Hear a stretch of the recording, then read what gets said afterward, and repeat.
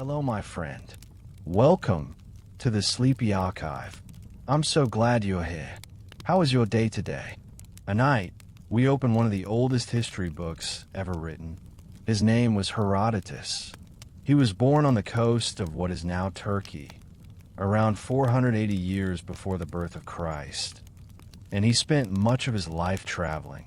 He walked through Egypt and Persia, sailed the Black Sea, visited the temples of Babylon, sat with nomads on the steppes beyond Scythia, and everywhere he went, he listened. He listened to priests and merchants, to kings and slaves, to old men who remembered things that had happened before their grandfathers were born, and he wrote it all down. Not just the battles, not just the names of kings, but the strange and the wonderful, the customs of distant peoples, the shape of the land, the color of the rivers, the legends that were told around fires at night. He called his work simply the Histories, an inquiry into the world. It is the first great work of history ever written in the Western tradition, and it reads less like a history book and more like a long, slow dream.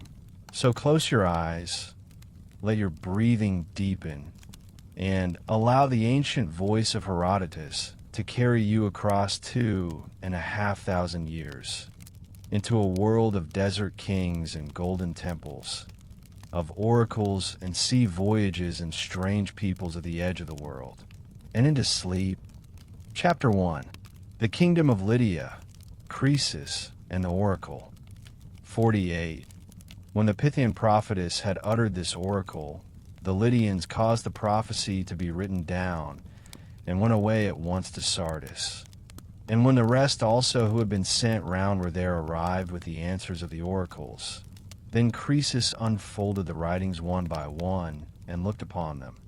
And at first none of them pleased him, but when he heard that from Delphi, forthwith he did worship to the god, and accepted the answer, judging that the oracle at Delphi was the only true one, because it had found out what he himself had done. For when he had sent to the several oracles his messengers to consult the gods, keeping well in mind the appointed day, he contrived the following device. He thought of something which it would be impossible to discover or to conceive of, and cutting up a tortoise and a lamb, he boiled them together himself in a cauldron of bronze, laying a cover of bronze over them. 49. This then was the answer given to Croesus from Delphi. And as regards the answer of Amphiaraos, I cannot tell what he replied to the Lydians after they had done the things customary in his temple, for there is no record of this any more than of the others, except only that Croesus thought that he also possessed a true oracle. 50. After this, with great sacrifices, he endeavored to win the favor of the god at Delphi. For of all the animals that are fit for sacrifice, he offered 3,000 of each kind, and he heaped up couches overlaid with gold and overlaid with silver, and cups of gold, and robes of purple, and tunics, making of them a great pyre. And this he burnt up, hoping by these means the more to win over the god to the side of the Lydians. And he proclaimed to all the Lydians that every one of them should make sacrifice with that which each man had.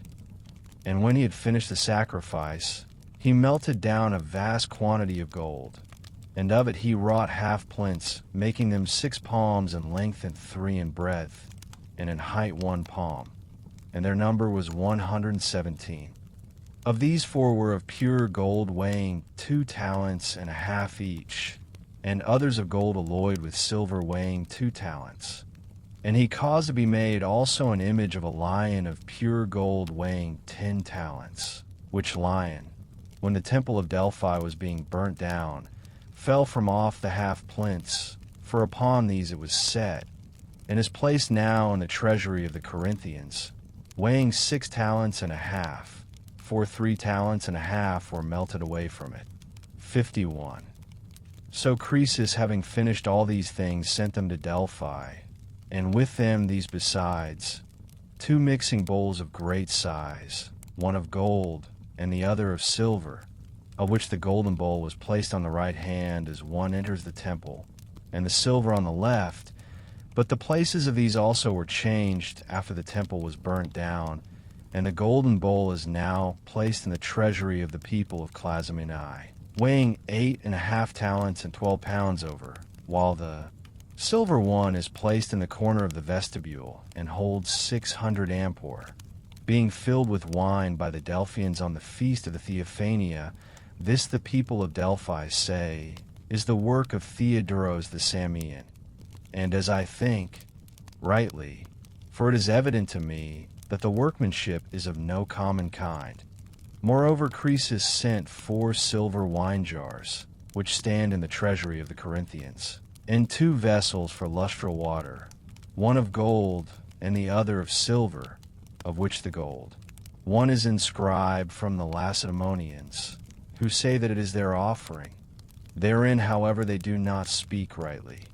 For this also is from Croesus, but one of the Delphians wrote the inscription upon it, desiring to gratify the Lacedaemonians.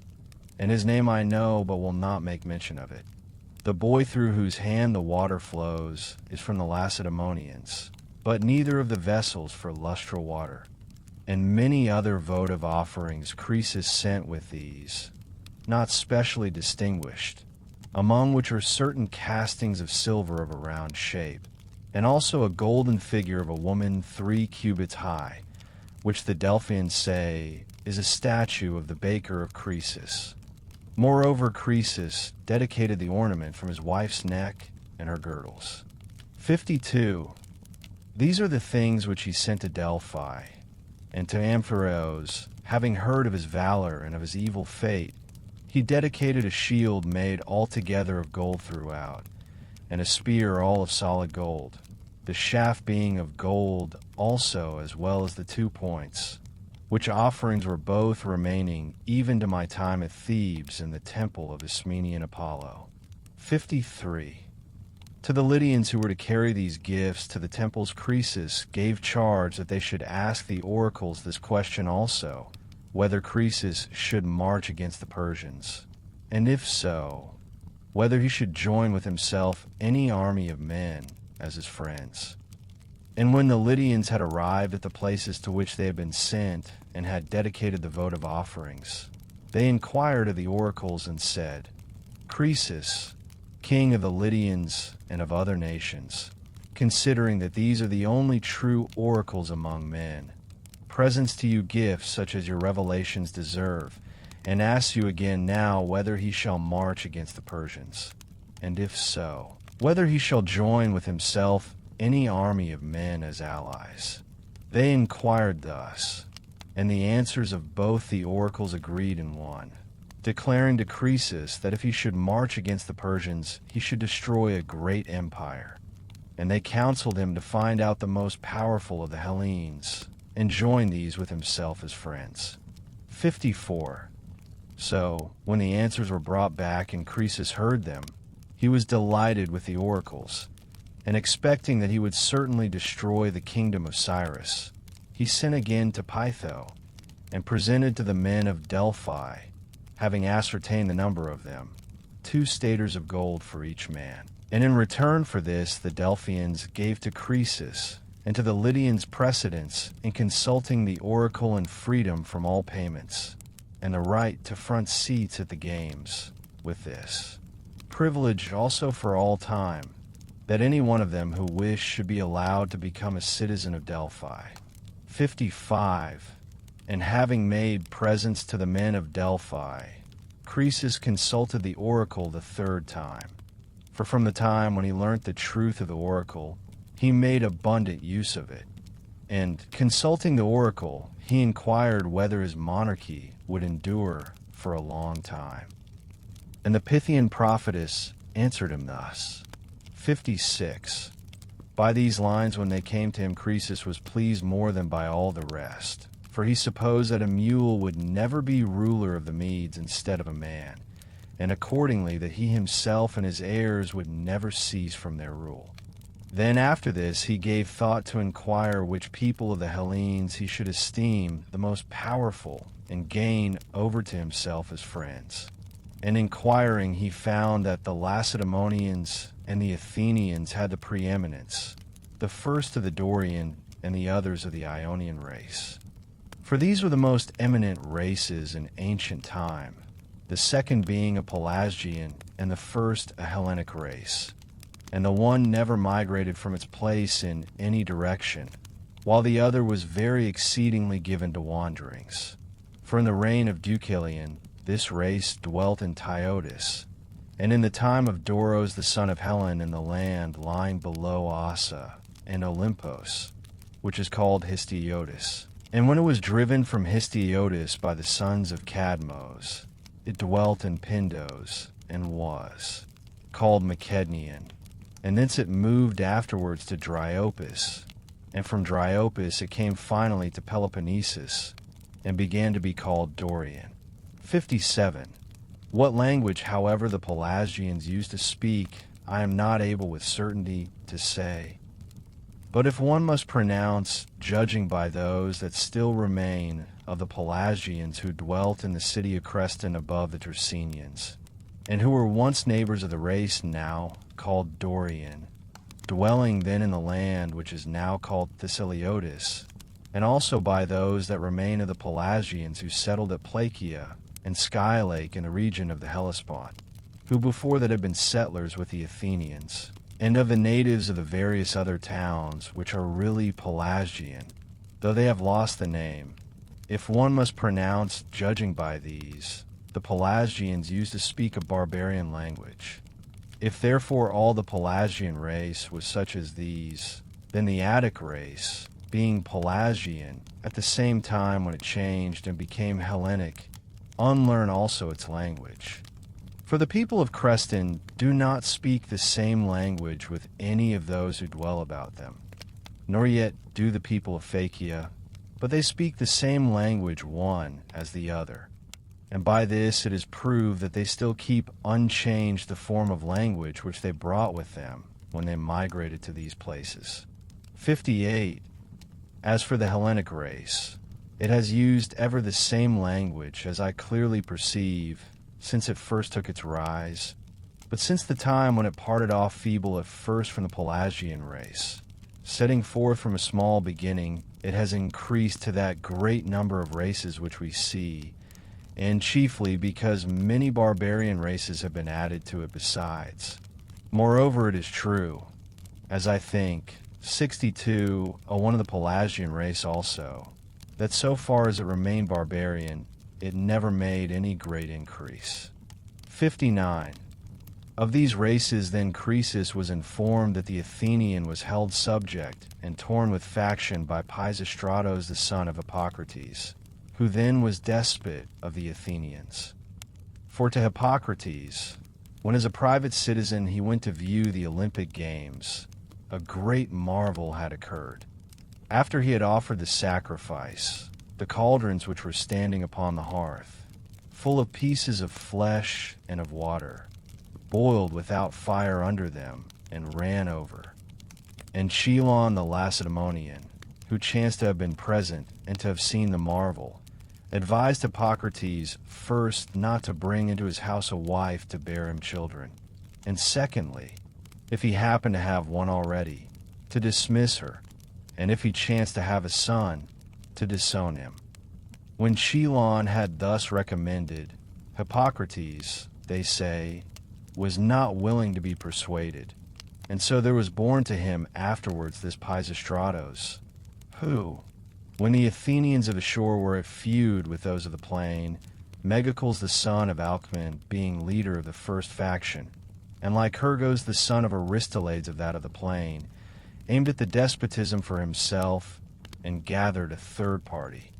So then, after having collected supporters and called himself leader of the men of the mountain lands, he contrived a device as follows. He inflicted wounds upon himself and upon his mules, and then drove his car into the marketplace, as if he had just escaped from his opponents, who, as he alleged, had desired to kill him when he was driving into the country. And he asked the commons that he might obtain some protection from them, for before this he had gained reputation in his command. against the Megarians, during which he took Nicaea and performed other signal service. And the commons of the Athenians, being deceived, gave him those men chosen from the dwellers in the city, who became not indeed the spearmen of Pisistratos, but his clubmen, for they followed behind him bearing wooden clubs. And these made insurrection with Pisistratos, and obtained possession of the Acropolis. Then Pisistratos was ruler of the Athenians, not having disturbed the existing magistrates, nor changed the ancient laws. But he administered the state under that constitution of things which was already established, ordering it fairly and well. 60. However, no long time after this the followers of Megacles and those of Lycurgus joined together and drove him forth. Thus Pisistratos had obtained possession of Athens for the first time, and thus he lost the power before he had it firmly rooted. But those who had driven out Pisistratos became afterwards at feud with one another again. And Megacles, harassed by the party strife, sent a message to Pisistratos asking whether he was willing to have his daughter to wife on condition of becoming despot. And Pisistratos, having accepted the proposal and made an agreement on these terms, they contrived with a view to his return a device the most simple by far, as I think, that ever was practiced, considering at least that it was devised at a time when the Hellenic race had been long marked off from the barbarian as more skillful and further removed from foolish simplicity, and among the Athenians who are accounted the first of the Hellenes in ability. In the demi of Paeania there was a woman whose name was Phaia, in height 4 cubits, all but 3 fingers, and also fair of form. This woman they dressed in full armor, and caused her to ascend a chariot, and showed her the bearing in which she might best beseem her part. And so they drove to the city, having sent on heralds to run before them, who, when they arrived at the city, spoke that which had been commanded them, saying as follows: O Athenians, receive with favor Pisistratos, whom Athene herself, honoring him most of all men, brings back to her Acropolis. So the heralds went about hither and thither saying this. And straightway there came to the demes in the country round a report that Athene was bringing Pisistratos back, while at the same time the men of the city, persuaded that the woman was the very goddess herself, were paying worship to the human creature and receiving Pisistratos. 61. So having received back the despotism in the manner which has been said, Pisistratos, according to the agreement made with Megacles, married the daughter of Megacles. But as he had already sons who were young men, and as the descendants of Alcman were said to be under a curse, therefore not desiring that children should be born to him from his newly married wife, he had commerce with her not in the accustomed manner. And at first the woman kept this secret, but afterwards she told her mother, whether in answer to her inquiry or not I cannot tell. And the mother told her husband Megacles. He then was very indignant that he should be dishonored by Pisistratos, and in his anger straightway he proceeded to compose his quarrel with the men of his faction. And when Pisistratos heard of that which was being done against himself, he departed wholly from the land, and came to Eretria, where he took counsel together with his sons, and the advice of Hippias having prevailed that they should endeavor to win back the despotism, they began to gather gifts of money from those states which owed them obligations for favors received, and many contributed great sums. But the Thebans surpassed the rest in the giving of money. Then, not to make the story long, time elapsed, and at last everything was prepared for their return. For certain Argives came as mercenaries from the Peloponnesus, and a man of Naxos had come to them of his own motion, whose name was Ligdames, and showed very great zeal in providing both money and men. 62. So starting from Eretria after the lapse of 10 years they returned back, and in Attica the first place of which they took possession was Marathon. While they were encamping here, their partisans from the city came to them, and also others flowed in from the various demes, to whom despotic rule was more welcome than freedom. So these were gathering themselves together, but the Athenians in the city, so long as Pisistratos was collecting the money, and afterwards when he took possession of Marathon, made no account of it. But when they heard that he was marching from Marathon toward the city, then they went to the rescue against him. These then were going in full force to fight against the returning exiles, and the forces of Pisistratos, as they went towards the city, starting from Marathon, met them just when they came to the temple of Athene Paulinus, and there encamped opposite to them. Then, moved by divine guidance, there came into the presence of Pisistratos Amphilytos the Acarnanian, a soothsayer, who approaching him uttered an oracle in hexameter verse, saying thus, 63. This oracle he uttered to him, being divinely inspired, and Pisistratos, having understood the oracle and having said that he accepted the prophecy which was uttered, led his army against the enemy. Now the Athenians from the city were just at that time occupied with the morning meal, and some of them after their meal with games of dice or with sleep, and the forces of Pisistratos fell upon the Athenians and put them to flight. Then as they fled, Pisistratos devised a very skillful counsel, to the end that the Athenians might not gather again into one body, but might remain scattered abroad. He mounted his sons on horseback and sent them before him. And overtaking the fugitives, they said that which was commanded them by Pisistratos, bidding them be of good cheer, and that each man should depart to his own home. 64. Thus then the Athenians did, and so Pisistratos for the third time obtained possession of Athens, and he firmly rooted his despotism by many foreign mercenaries and by much revenue of money, coming partly from the land itself, and partly from about the river Strymon, and also by taking as hostages the sons of those Athenians who had remained in the land and had not at once fled, and placing them in the hands of Naxos. For this also Pisistratos conquered by war and delivered into the charge of Lygdamis. Moreover, besides this, he cleansed the island of Delos in obedience to the oracles, and his cleansing was of the following kind. So far as the view from the temple extended, he dug up all the dead bodies which were buried in this part, and removed them to another part of Delos. So Pisistratos was despot of the Athenians.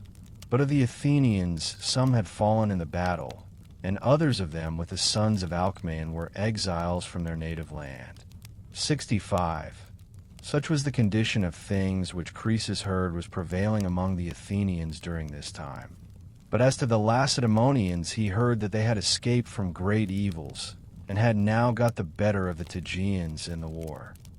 For when Leon and Hygieicles were kings of Sparta, the Lacedaemonians, who had good success in all their other wars, suffered disaster in that alone which they waged against the men of Tegea.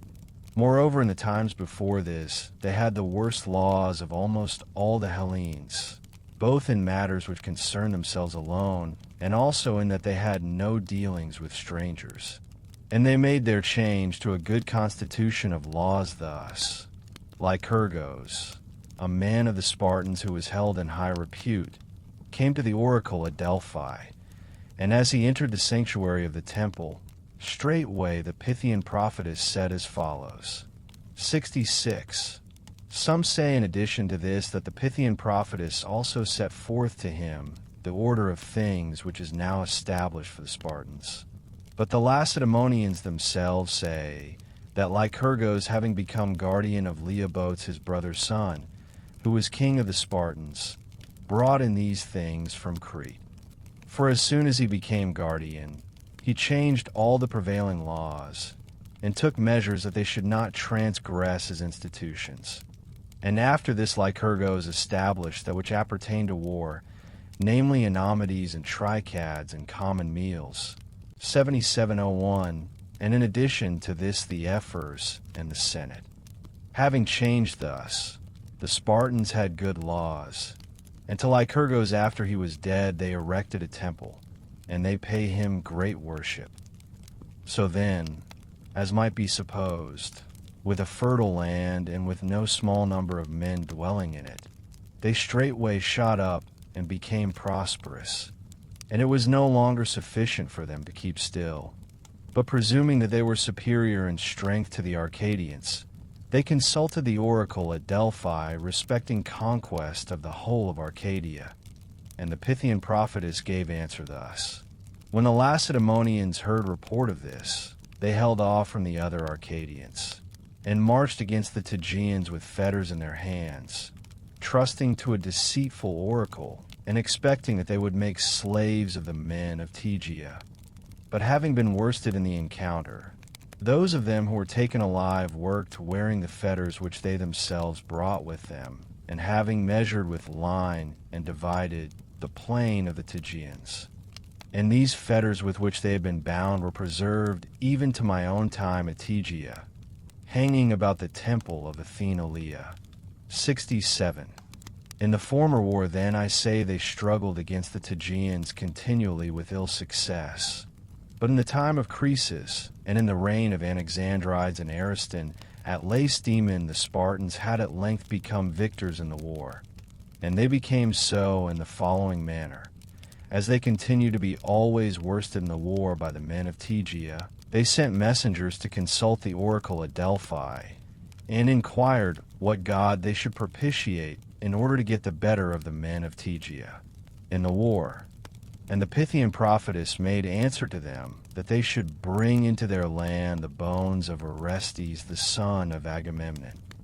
Then, as they were not able to find the grave of Orestes, they sent men again to go to the god, and to inquire about the spot where Orestes was laid. And when the messengers who were sent asked this, the prophetess said as follows. When the Lacedaemonians had heard this, they were none the less far from finding it out, though they searched all places, until the time that Lycus, one of those Spartans who are called well-doers, discovered it. Now the well-doers are of the citizens the eldest who are passing from the ranks of the horsemen, in each year 5, and these are bound during that year in which they pass out from the horsemen, to allow themselves to be sent without ceasing to various places by the Spartan state. 68. Lycus then, being one of these, discovered in Tegea by means both of fortune and ability. For as there were at that time dealings under truce with the men of Tegea, he had come to a forge there, and was looking at iron being wrought. And he was in wonder as he saw that which was being done. The smith therefore, perceiving that he marveled at it, ceased from his work and said, Surely, thou stranger of Lacedaemon, if thou hadst seen that which I once saw, thou wouldst have marveled much, since now it falls out that thou dost marvel so greatly at the working of this iron.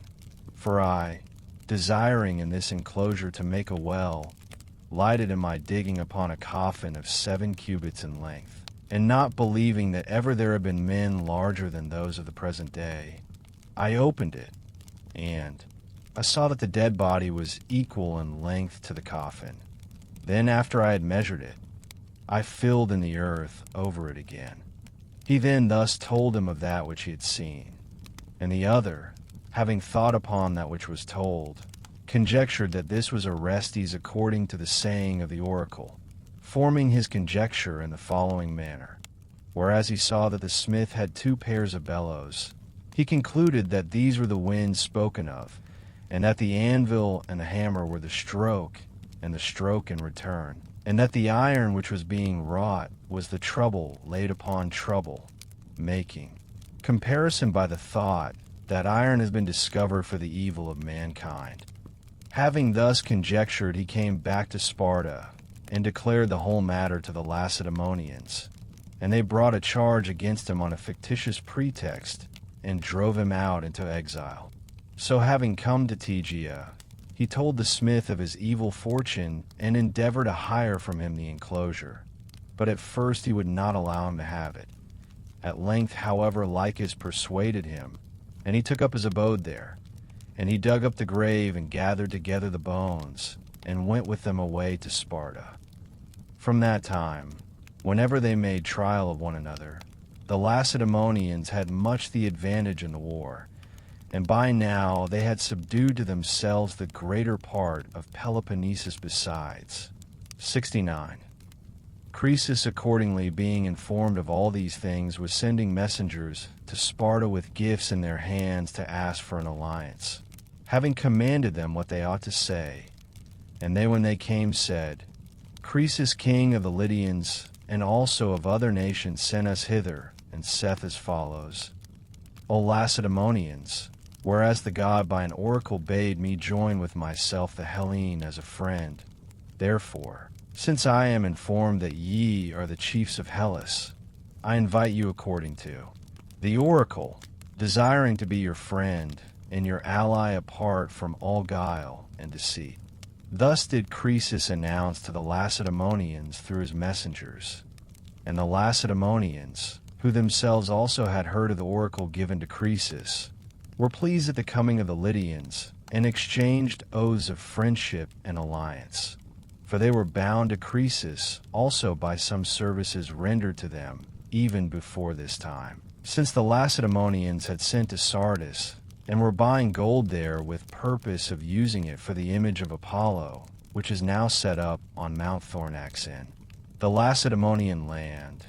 And Croesus, when they desired to buy it, gave it them as a gift. 70. For this reason, therefore, the Lacedaemonians accepted the alliance, and also because he chose them as his friends, preferring them to all the other Hellenes.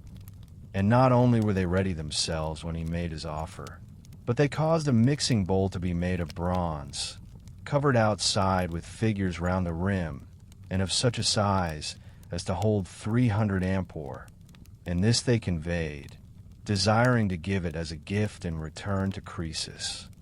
This bowl never came to Sardis for reasons of which two accounts are given as follows. The Lacedaemonians say that when the bowl was on its way to Sardis and came opposite the land of Samos, the men of Samos, having heard of it, sailed out with ships of war and took it away.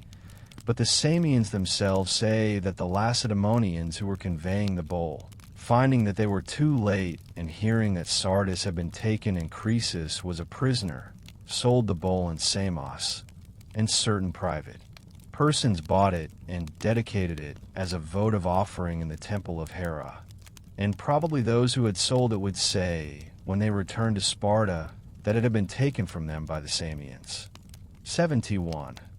Thus then it happened about the mixing bowl. But meanwhile Croesus, mistaking the meaning of the oracle, was making a march into Cappadocia, expecting to overthrow Cyrus and the power of the Persians.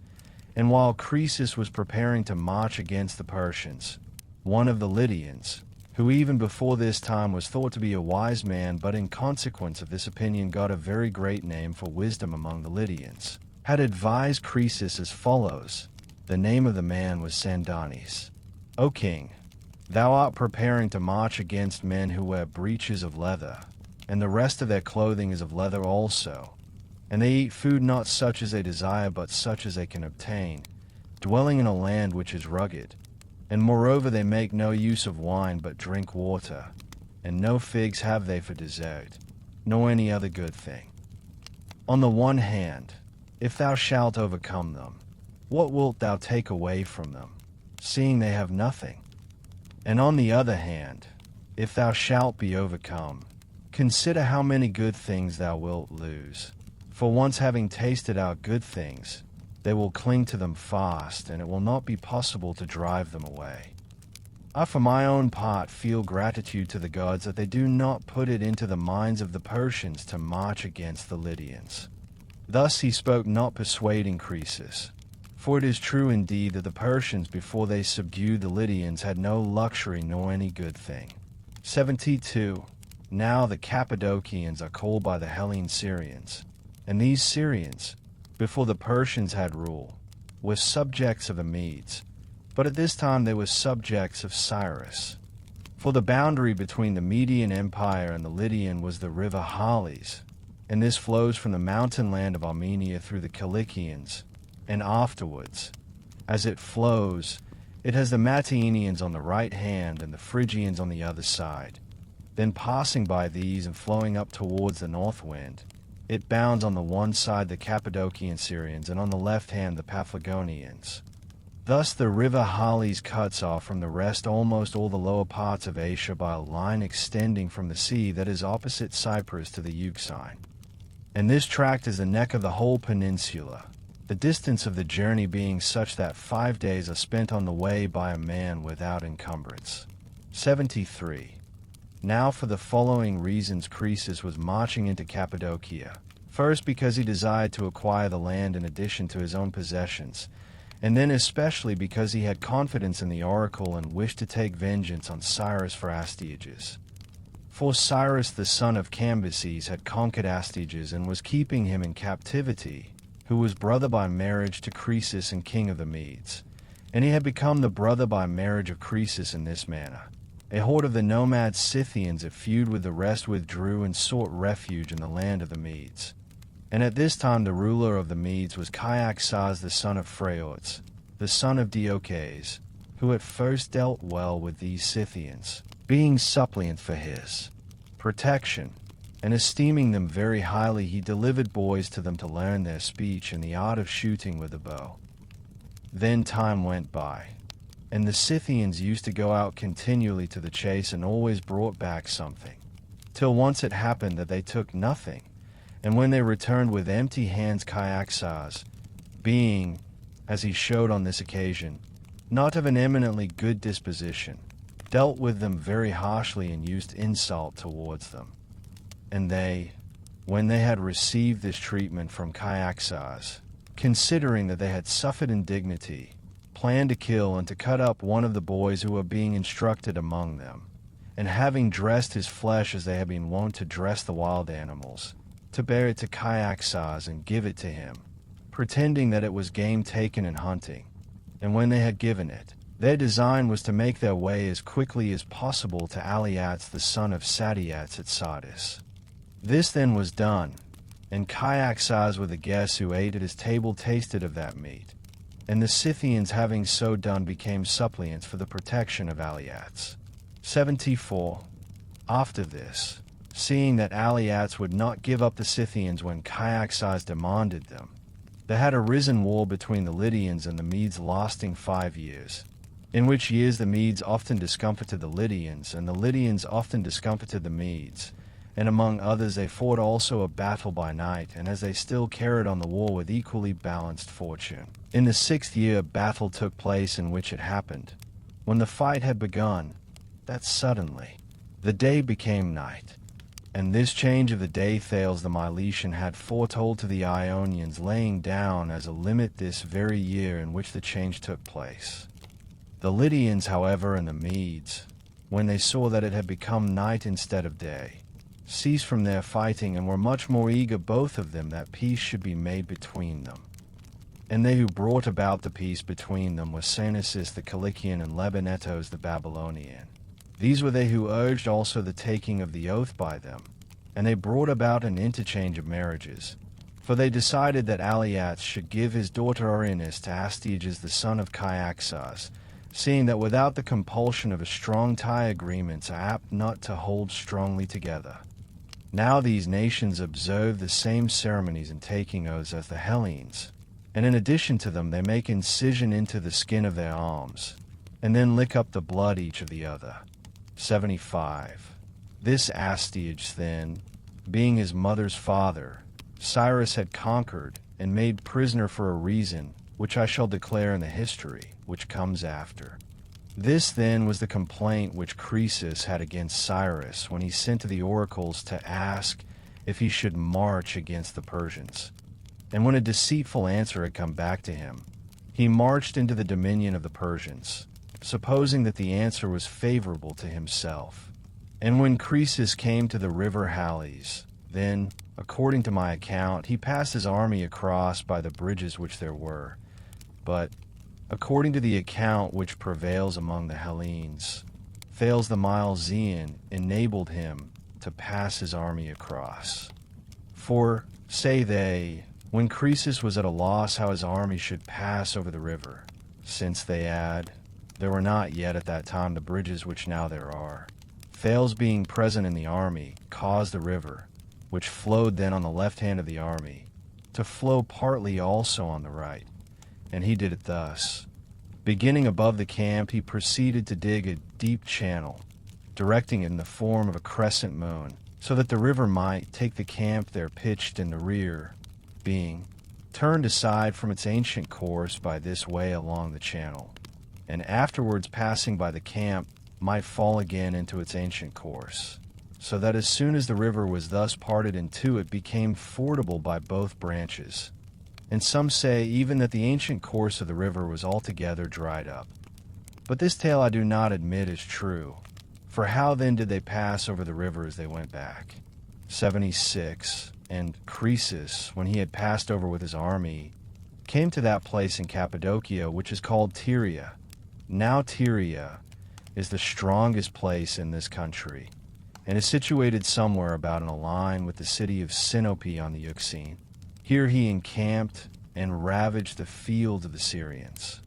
Moreover, he took the city of the Tyrians, and sold the people into slavery, and he took also all the towns that lay about it.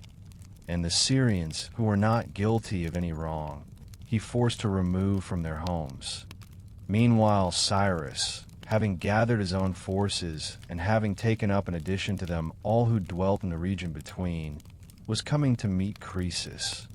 Before he began, however, to lead forth his army, he had sent heralds to the Ionians, and tried to induce them to revolt from Croesus.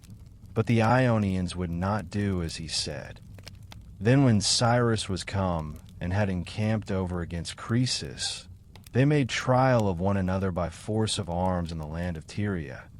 And after hard fighting, when many had fallen on both sides, at length, night having come on, they parted from one the other with no victory on either side.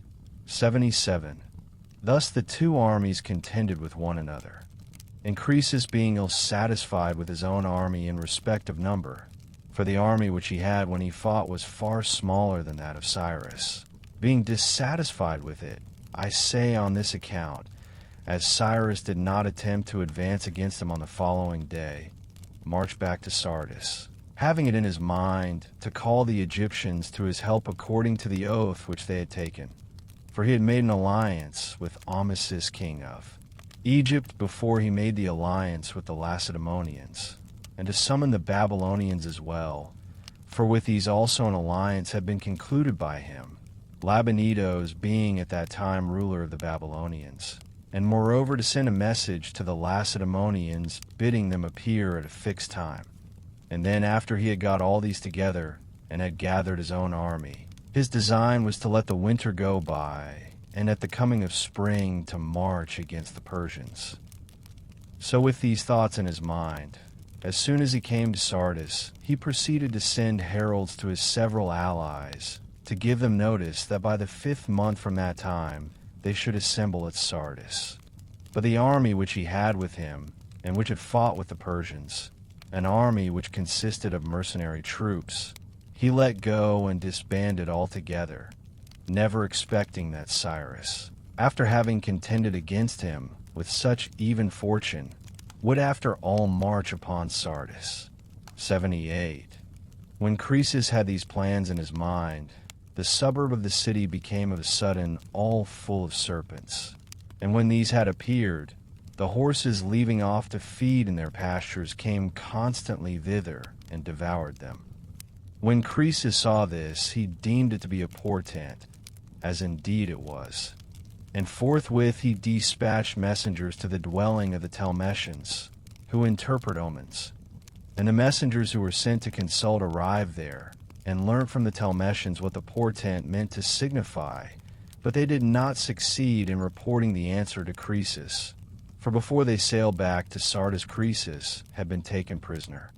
The Telmessians, however, gave decision thus, that an army speaking a foreign tongue was to be looked for by Croesus to invade his land, and that this, when it came, would subdue the native inhabitants.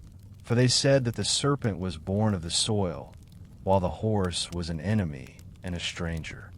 The men of Telmessos thus made answer to Croesus after he was already taken prisoner, not knowing as yet anything of the things which had happened to Sardis and to Croesus himself. 79.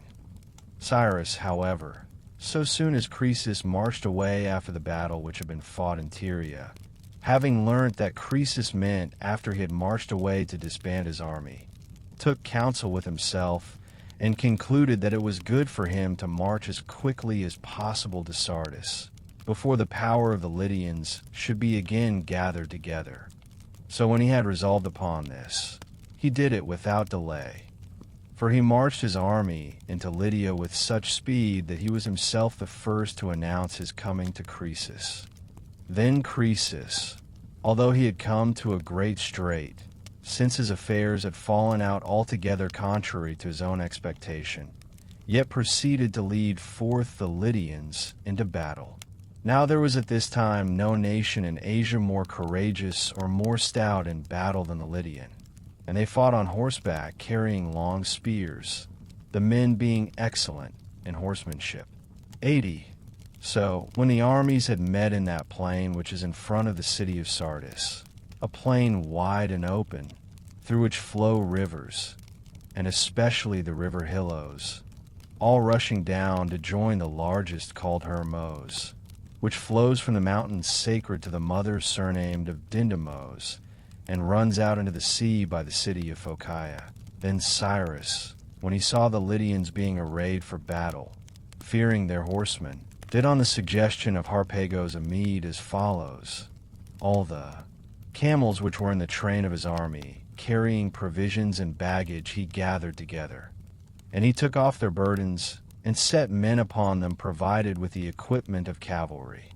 And having thus furnished them forth, he appointed them to go in front of the rest of the army, towards the horsemen of Croesus. And after the camel troop, he ordered the infantry to follow. And behind the infantry, he placed his whole force of cavalry. Then, when all his men had been placed in their several positions, he charged them to spare none of the other Lydians, slaying all who might come in their way. But Croesus himself they were not to slay, not even if he should make resistance when he was captured. Such was his charge. And he set the camels opposite the horsemen for this reason, because the horse has a fear of the camel and cannot endure either to see his form or to scent his smell.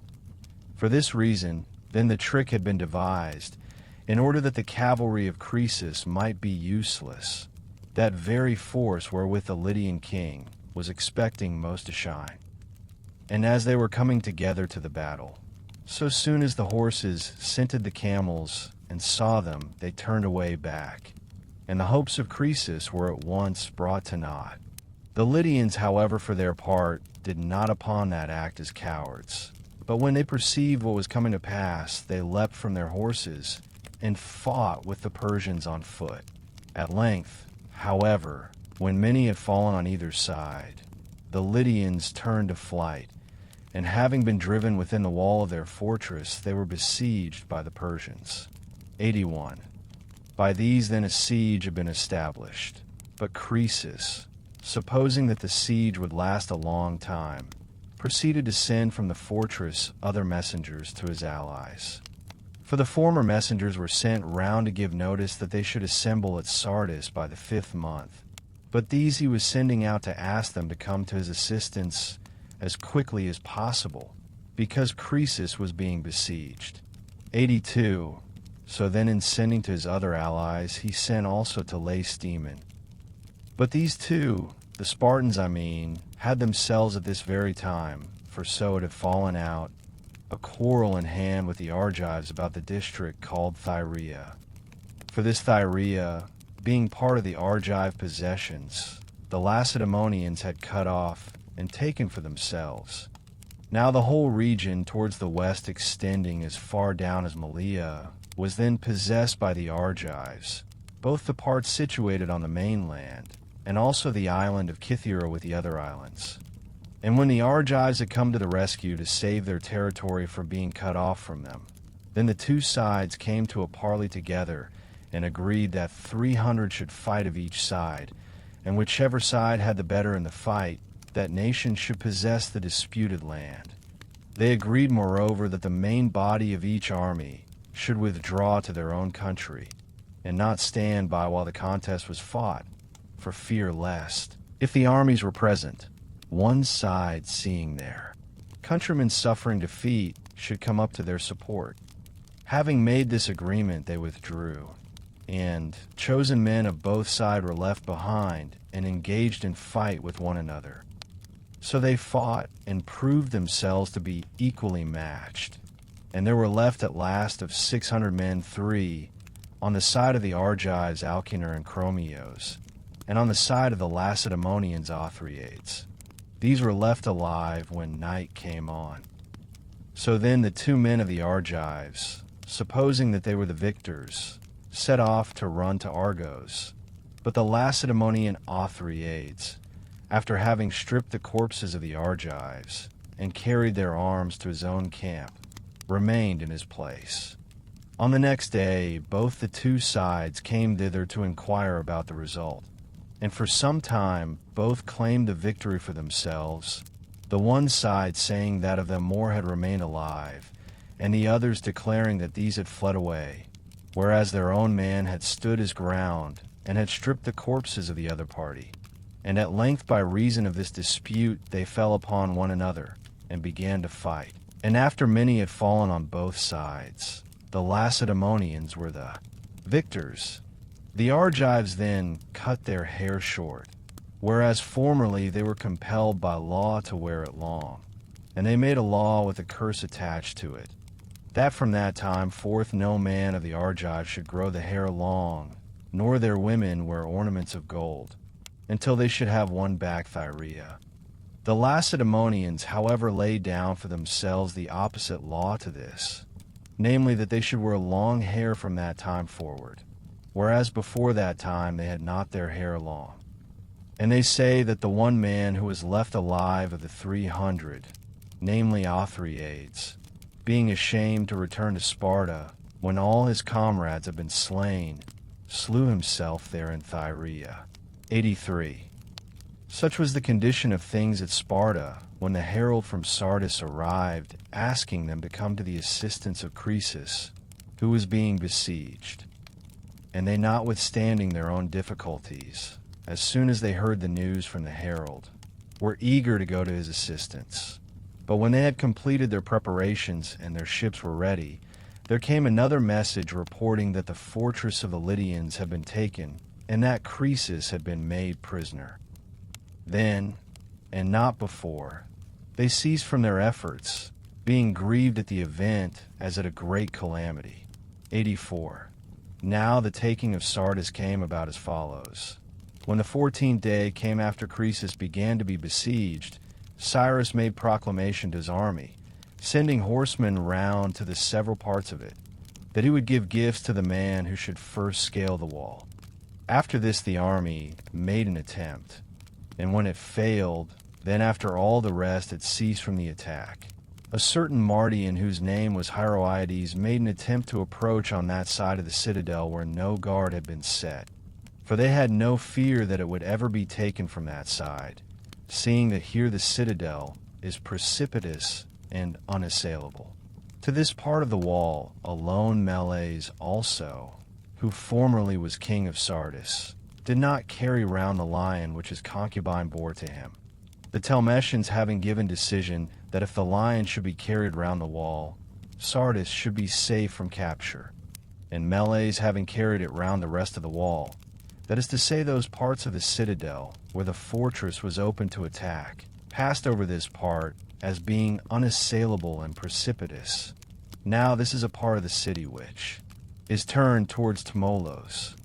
So then this Mardian Herodotus, having seen on the day before how one of the Lydians had descended on that side of the citadel to recover his helmet which had rolled down from above, and had picked it up, took thought and cast a matter about his own mind. Then he himself ascended first, and after him came up others of the Persians, and many having thus made approach, Sardis was finally taken, and the whole city was given up to plunder. 85. Meanwhile, to Croesus himself it happened thus. He had a son, of whom I made mention before, who was of good disposition enough, but deprived of speech. Now in his former time of prosperity Croesus had done everything that was possible for him. And besides other things which he devised, he had also sent messengers to Delphi to inquire concerning him. And the Pythian prophetess spoke to him thus. Now when the fortress was being taken, one of the Persians was about to slay Croesus, taking him for another. And Croesus, for his part, seeing him coming on, cared nothing for it because of the misfortune which was upon him. And to him it was indifferent that he should be slain by the stroke. But this voiceless son, when he saw the Persian coming on, by reason of terror and affliction burst the bonds of his utterance, and said, Man, slay not Croesus. This son, I say, uttered voice then first of all, but after this he continued to use speech for the whole time of his life. 86. The Persians then had obtained possession of Sardis, and had taken Croesus himself prisoner, after he had reigned 14 years, and had been besieged 14 days, having fulfilled the oracle in that he had brought to an end his own great empire. So the Persians, having taken him, brought him into the presence of Cyrus. And he piled up a great pyre, and caused Croesus to go up upon it bound in fetters, and along with him twice 7 sons of Lydians.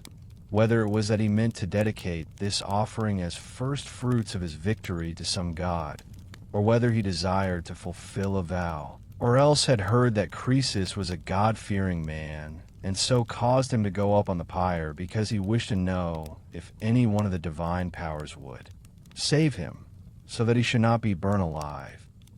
He, they say, did this. But to Croesus as he stood upon the pyre there came, although he was in such evil case, a memory of the saying of Solon, how he had said with divine inspiration that no one of the living might be called happy.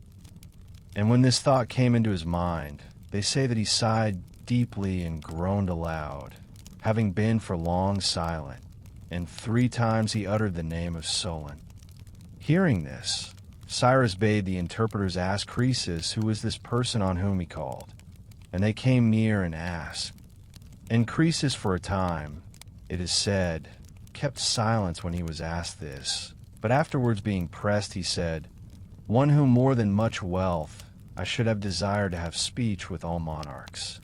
Then, since his words were of doubtful import, they asked again of that which he said.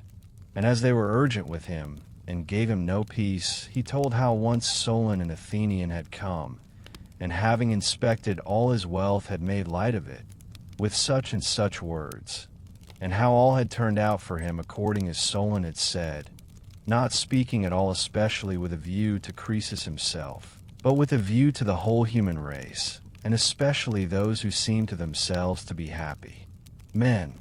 And while Croesus related these things, already the pyre was lighted, and the edges of it round about were burning. Then they say that Cyrus, hearing from the interpreters what Croesus had said, changed his purpose and considered that he himself also was but a man, and that he was delivering another man, who had been not inferior to himself in felicity, alive to the fire. And moreover he feared the requital, and reflected that there was nothing of that which men possessed which was secure. Therefore, they say, he ordered them to extinguish as quickly as possible the fire that was burning, and to bring down Croesus and those who were with him from the pyre. And they, using endeavors, were not able now to get the mastery of the flames. 87. Then it is related by the Lydians that Croesus, having learned how Cyrus had changed his mind, and seeing that everyone was trying to put out the fire, but that they were no longer able to check it, cried aloud, entreating Apollo, that if any gift had ever been given by him which had been acceptable to the god, he would come to his aid and rescue him from the evil which was now upon him. So he with tears entreated the god, and suddenly, they say, after clear sky and calm weather clouds gathered and a storm burst, and it rained with a very violent shower. and the pyre was extinguished. Then Cyrus, having perceived that Croesus was a lover of the gods and a good man, caused him to be brought down from the pyre, and asked him as follows: Croesus, tell me who of all men was it who persuaded thee to march upon my land, and so to become an enemy to me instead of a friend? And he said, O king, I did this to thy felicity and to my own misfortune, and the causer of this was the god of the Hellenes, who incited me to march with my army. For no one is so senseless as to choose of his own will war rather peace, since in peace the sons bury their fathers, but in war the fathers bury their sons. But it was pleasing, I suppose, to the divine powers that these things should come to pass thus. 88. So he spoke, and Cyrus loosed his bonds, and caused him to sit near himself, and paid to him much regard. And he marveled both himself and all who were about him at the sight of Croesus. And Croesus, wrapped in thought, was silent. But after a time, turning round and seeing the Persians plundering the city of the Lydians, he said, O king, must I say to thee that which I chance to have in my thought, or must I keep silent in this my present fortune? Then Cyrus bade him say boldly whatsoever he desired. And he asked him, saying, What is the business that this great multitude of men is doing with so much eagerness? And he said, They are plundering thy city and carrying away thy wealth. And Croesus answered, Neither is it my city that they are plundering, nor my wealth which they are carrying away. For I have no longer any property in these things, but it is thy wealth that they are carrying and driving away. 89. And Cyrus was concerned by that which Croesus had said, and he caused all the rest to withdraw, and asked Croesus what he discerned for his advantage as regards that which was being done. And he said, Since the gods gave me to thee as a slave, I think it right if I discern anything more than others to signify it to thee. The Persians, who are by nature unruly, are without wealth. If therefore thou shalt suffer them to carry off and plunder great wealth, and to take possession of it, then it is to be looked for that thou wilt experience this result. Thou must expect, namely, that whosoever gets possession of the largest share will make insurrection against thee. Now therefore, if that which I say is pleasing to thee, do this. Set spearmen of thy guard to watch at all the gates, and let these take away the things, and say to the men who are bearing them out of the city that they must first be tithed for Zeus. And thus thou on the one hand wilt not be hated by them for taking away the things by force, and they on the other will willingly let the things go, acknowledging within themselves that thou art doing that which is just. 90. Hearing this, Cyrus was above measure pleased, because he thought that Croesus advised well. And he commended him much, and enjoined the spearmen of his guard to perform that which Croesus had advised.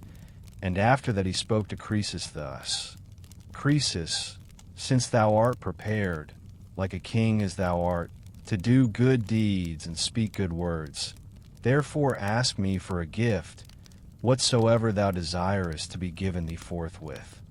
And he said, Master, thou wilt most do me a pleasure if thou wilt permit me to send to the god of the Hellenes, whom I honored most of all gods, these fetters, and to ask him whether it is accounted by him right to deceive those who do well to him. Then Cyrus asked him what accusation he made against the god, that he thus requested. And Croesus repeated to him all that had been in his mind, and the answers of the oracles, and especially the votive offerings, and how he had been incited by the prophecy to march upon the Persians. And thus speaking, he came back again to the request that it might be permitted to him to make this reproach against the god. And Cyrus laughed and said, Not this only shalt thou obtain from me, Croesus, but also whatsoever thou mayst desire of me at any time. Hearing this, Croesus sent certain of the Lydians to Delphi, enjoining them to lay the fetters upon the threshold of the temple, and to ask the god whether he felt no shame that he had incited Croesus by his prophecies to march upon the Persians. persuading him that he should bring to an end the empire of Cyrus, seeing that these were the first fruits of spoil which he had won from it, at the same time displaying the fetters. This they were to ask, and moreover also whether it was thought right by the gods of the Hellenes to practice ingratitude. 91. When the Lydians came and repeated that which they were enjoined to say, it is related that the Pythian prophetess spoke as follows: the fated destiny, it is impossible even for a god to escape. And Croesus paid the debt due for the sin of his fifth ancestor, who being one of the spearmen of the Heraclidae followed the treacherous device of a woman, and having slain his master took possession of his royal dignity, which belonged not to him of right. And although Loxias eagerly desired that the calamity of Sardis might come upon the sons of Croesus, and not upon Croesus himself, it was not possible for him to draw the destinies aside from their course. But so much as these granted he brought to pass, and gave it as a gift to Croesus. For he put off the taking of Sardis by 3 years, and let Croesus be assured that he was taken prisoner later by these years than the fated time. Moreover, secondly, he assisted him when he was about to be burnt. And as to the oracle which was given, Croesus finds fault with good ground. For Loxias told him beforehand that if he should march upon the Persians, he should destroy a great empire. And he, upon hearing this, if he wished to take counsel well, ought to have sent and asked further whether the god meant his own empire or that of Cyrus. But as he did not comprehend that which was uttered and did not ask again, let him pronounce himself to be the cause of that which followed. To him also, when he consulted the oracle for the last time, Loxias said that which he said concerning a mule. But this also he failed to comprehend, for Cyrus was in fact this mule, seeing that he was born of parents who were of 2 different races, his mother being of nobler descent, and his father of less noble. For she was a Median woman, daughter of Astyages and king of the Medes, but he was a Persian, one of a race subject to the Medes, and being inferior in all respects, he was the husband of one who was his royal mistress. Thus the Pythian prophetess replied to the Lydians, and they brought the answer back to Sardis, and repeated it to Croesus. And he, when he heard it, acknowledged that the fault was his own, and not that of the god. With regard, then, to the empire of Croesus, and the first conquest of Ionia, it happened thus. 92. Now there are in Hellas many other votive offerings made by Croesus, and not only those which have been mentioned. For first at Thebes of the Boeotians there is a tripod of gold, which he dedicated to the Ismenian Apollo. Then at Ephesus there are the golden cows, and the greater number of the pillars of the temple. And in the temple of Athene Pronaia, at Delphi, a large golden shield. These were still remaining down to my own time, but others of his votive offerings have perished. And the votive offerings of Croesus at Branchidae of the Milesians were, as I am told, equal in weight and similar to those at Delphi. Now those which he sent to Delphi and to the temple of Amphiaraos he dedicated of his own goods, and as first fruits of the wealth inherited from his father. But the other offerings were made of the substance of a man who was his foe, who before Croesus became king had been factious against him, and had joined in endeavoring to make Pantaleon ruler of the Lydians. Now Pantaleon was a son of Aliats, and a brother of Croesus, but not by the same mother, for Croesus was born to Aliats of Carian woman, but Pantaleon of an Ionian. And when Croesus had gained possession of the kingdom by the gift of his father, he put to death the man who opposed him, drawing him upon the carding comb. And his property, which even before that time he had vowed to dedicate, he then offered in the manner mentioned to those shrines which have been named. About his votive offerings, let it suffice to have said so much. 93. Of marvels to be recorded, the land of Lydia has no great store as compared with other lands, excepting the gold dust which is carried down from Tmolos. But one work it has to show, which is larger far than any other except only those in Egypt and Babylon, For there is there the sepulchral monument of Aliats the father of Croesus, of which the base is made of larger stones, and the rest of the monument is of earth piled up. And this was built by contributions of those who practiced trade and of the artisans and the girls who plied their traffic there. And still there existed to my own time boundary stones 5 in number erected upon the monument above, on which were carved inscriptions telling how much of the work was done by each class. And upon measurement, it was found that the work of the girls was the greatest in amount. For the daughters of the common people in Lydia practiced prostitution one and all, to gather for themselves dowries, continuing this until the time when they marry, and the girls give themselves away in marriage. Now the circuit of the monument is 6 furlongs and 200 feet, and the breadth is 1,300 feet. And adjoining the monument is a great lake, which the Lydians say has a never-failing supply of water, and it is called the Lake of Gyges. Such is the nature of this monument. 94. Now the Lydians have very nearly the same customs as the Hellenes, with the exception that they prostitute their female children, and they were the first of men, so far as we know, who struck and used coin of gold or silver, and also they were the first retail traders. And the Lydians themselves say that the games which are now in use among them and among the Hellenes were also their invention. These, they say, were invented among them at the same time as they colonized Orsenia, and this is the account they give of them. In the reign of Aedes the son of Manes their king, there came to be a grievous dearth over the whole of Lydia, and the Lydians for a time continued to endure it. But afterwards, as it did not cease, they sought for remedies, and one devised one thing, and another of them devised another thing. And then were discovered, they say, the ways of playing with the dice and the knuckle bones and the ball, and all the other games excepting draughts, for the discovery of this last is not claimed by the Lydians. These games they invented as a resource against the famine, and thus they used to do. On one of the days they would play games all the time, in order that they might not feel the want of food, and on the next they ceased from their games and had food, and thus they went on for 18 years. As however the evil did not slacken, but pressed upon them ever more and more. Therefore their king divided the whole Lydian people into 2 parts, and he appointed by lot one part to remain, and the other to go forth from the land.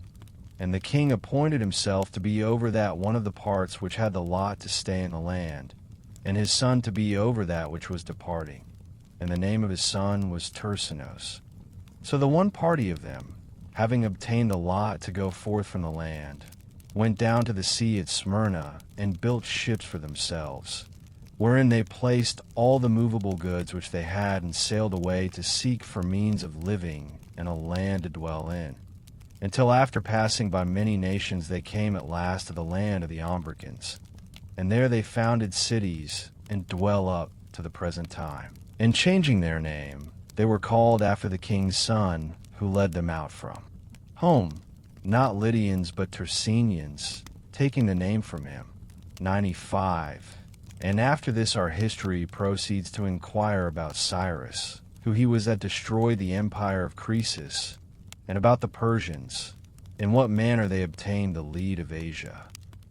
Following then the report of some of the Persians, those I mean who do not desire to glorify the history of Cyrus, but to speak that which is in fact true, according to their report, I say, I shall write, but I could set forth also the other forms of the story in 3 several ways.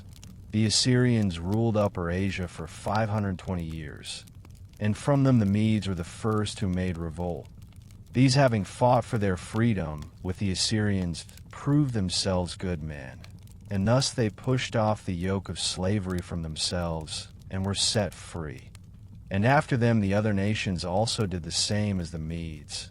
And when all on the continent were thus independent, they returned again to despotic rule as follows. 96. There appeared among the Medes a man of great ability whose name was Diox, and this man was the son of Phordes. This Deiox, having formed a desire for despotic power, did thus.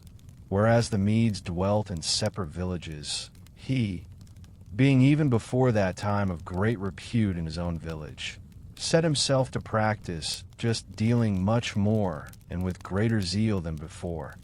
And this he did, although there was much lawlessness throughout the whole of Media, and although he knew that injustice is ever at feud with justice. And the Medes of the same village, seeing his manners, chose him for their judge. So he, since he was aiming at power, was upright and just, and doing thus he had no little praise from his fellow citizens, insomuch that those of the other villages, learning that Deiox was a man who more than all others gave decision rightly, whereas before this they had been wont to suffer from unjust judgments, themselves also, when they heard it, came gladly to Deiox to have their causes determined, and at last they trusted the business to no one else.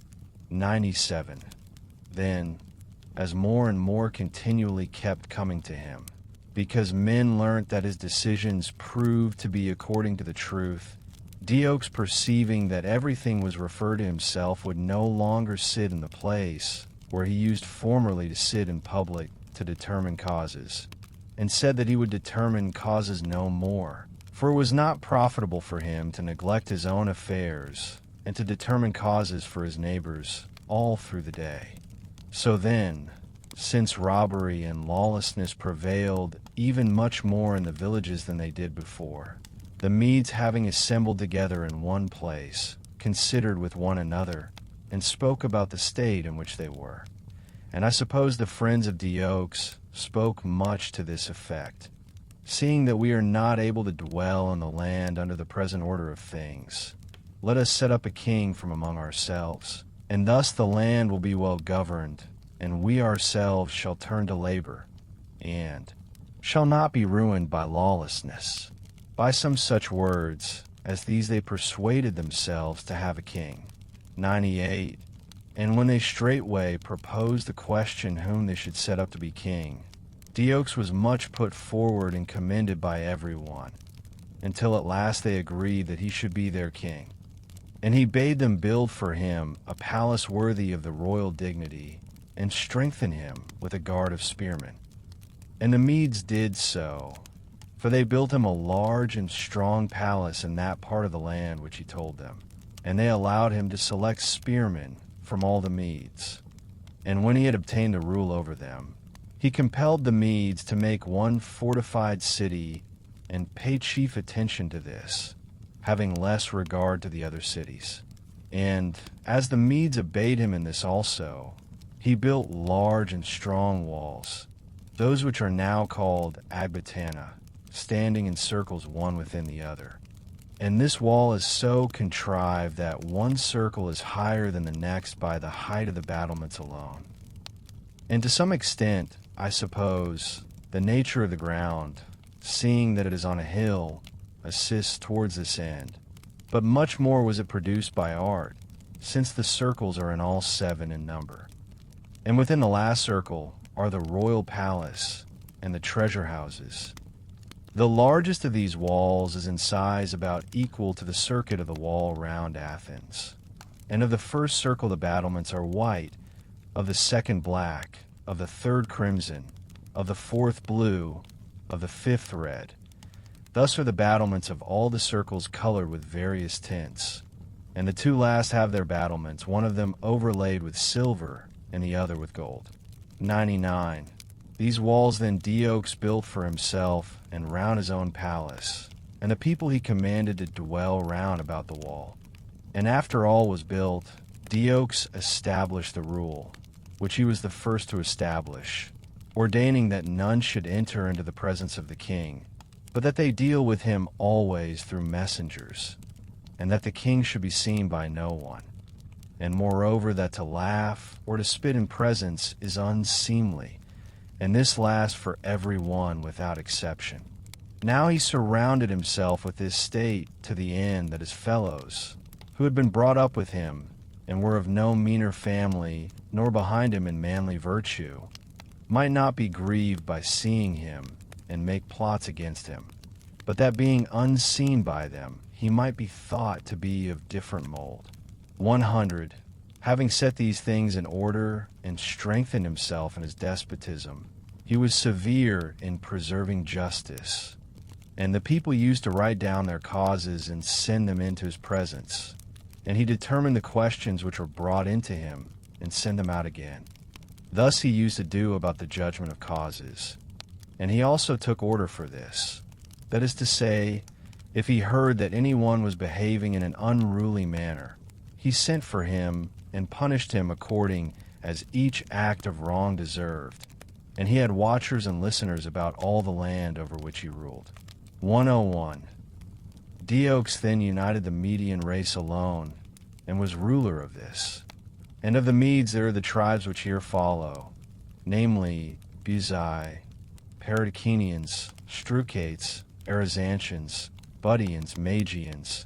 The tribes of the Medes are so many in number. 102. Now the son of Diox was Phrodes, who when Diox was dead, having been king for 53 years, received the power in succession. And having received it, he was not satisfied to be ruler of the Medes alone, but marched upon the Persians, and attacking them first before others, he made these first subject to the Medes. After this, being ruler of these two nations and both of them strong, he proceeded to subdue Asia, going from one nation to another, until at last he marched against the Assyrians, those Assyrians, who dwelt at Nineveh, and who formerly had been rulers of the whole. But at that time they were left without support, their allies having revolted from them, though at home they were prosperous enough.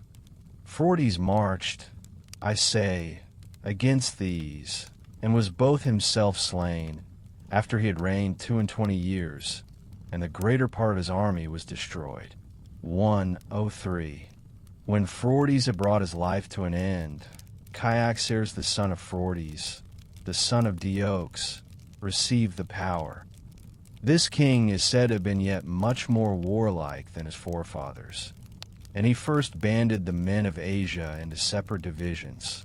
That is to say, he first arrayed apart from one another the spearmen and the archers and the horsemen, for before that time they were all mingled together without distinction.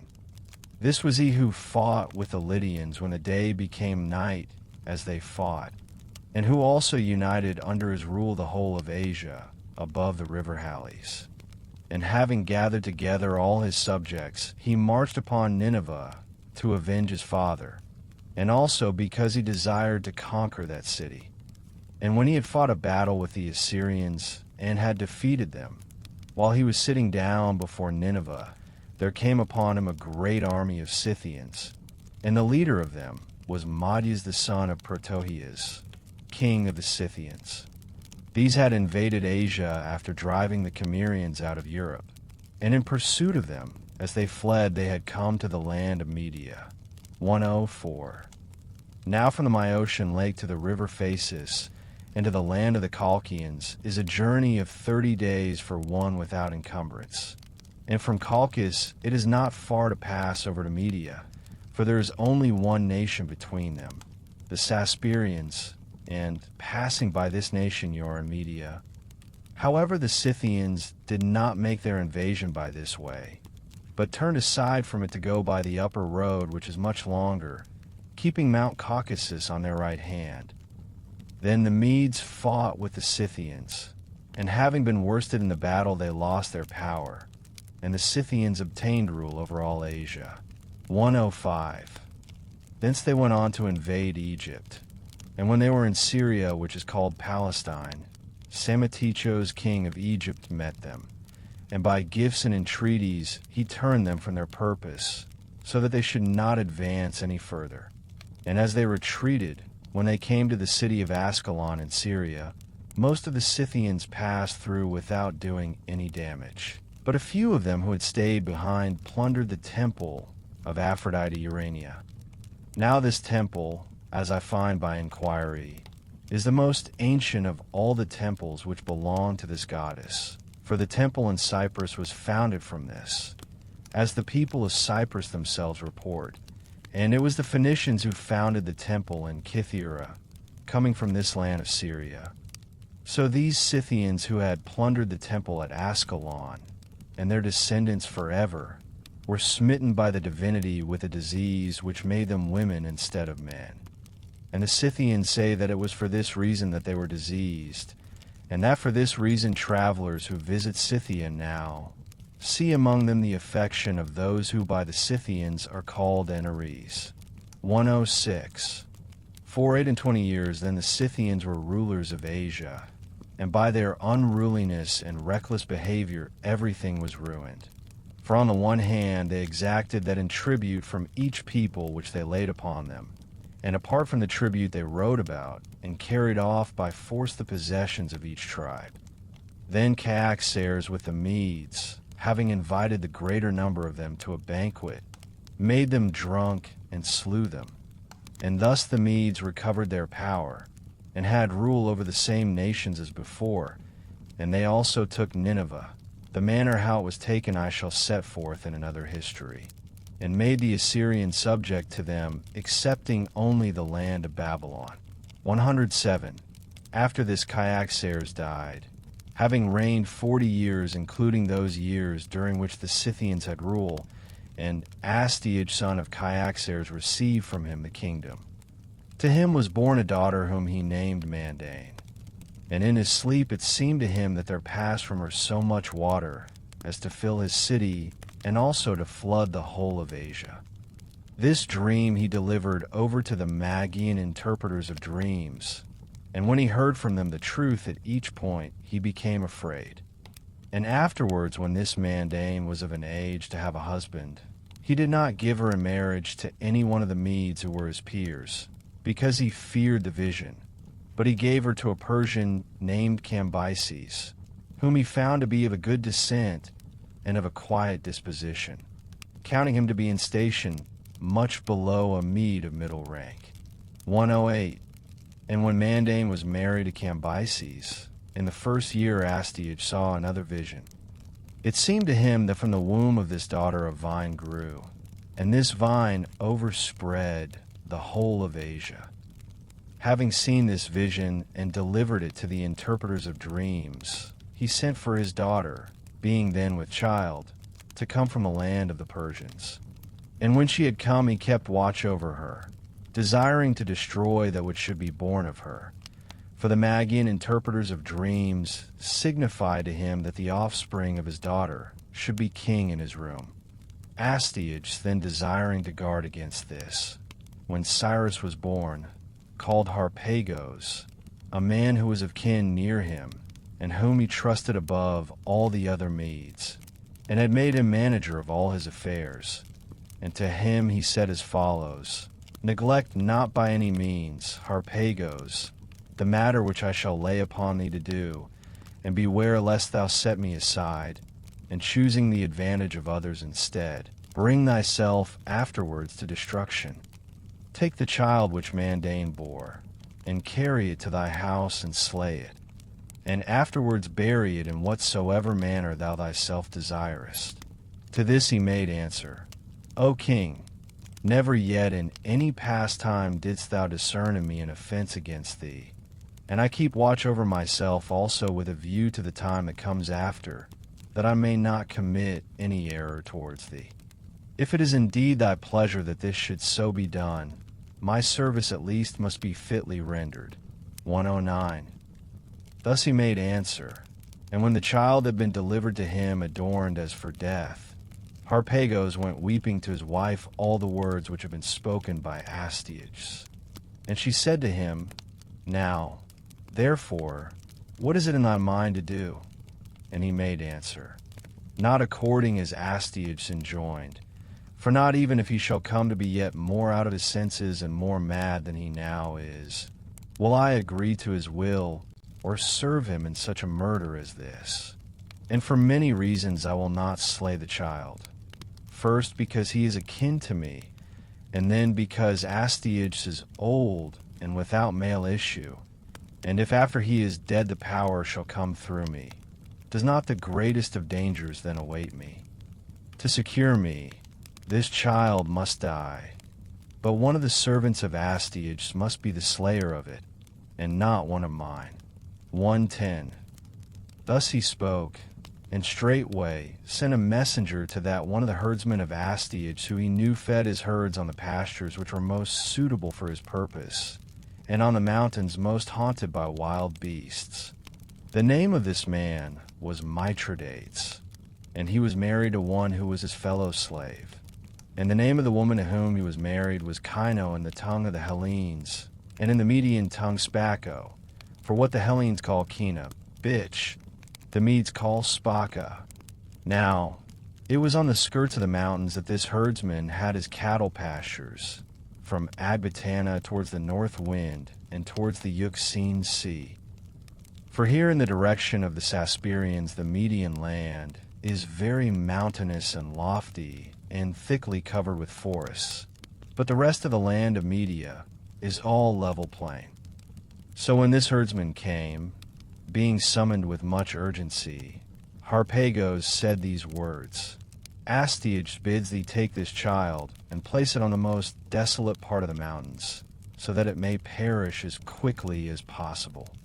And he bade me to say that if thou do not kill it, but in any way shalt preserve it from death, he will slay thee by the most evil kind of destruction. And I have been appointed to see that the child is laid forth. 111. Having heard this and having taken up the child, the herdsman went back by the way he came, and arrived at his dwelling. And his wife also, as it seems, having been every day on the point of bearing a child, by a providential chance brought her child to birth just at that time, when the herdsman was gone to the city. And both were in anxiety, each for the other, the man having fear about the childbearing of his wife, and the woman about the cause why Harpagos had sent to summon her husband, not having been wont to do so aforetime. So as soon as he returned and stood before her, the woman, seeing him again beyond her hopes, was the first to speak, and asked him for what purpose Harpagos had sent for him so urgently.